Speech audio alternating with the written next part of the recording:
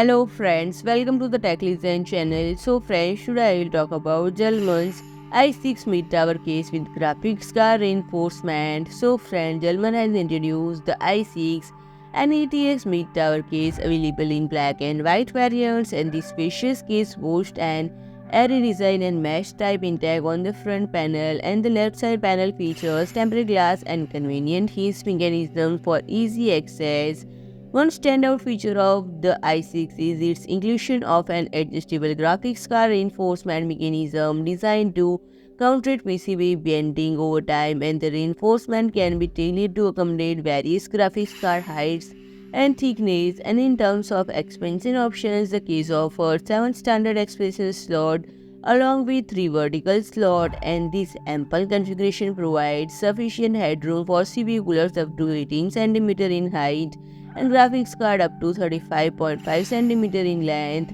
and it comes equipped with multiple fan mounts including 3 140mm front intakes, 2 140mm top exhaust or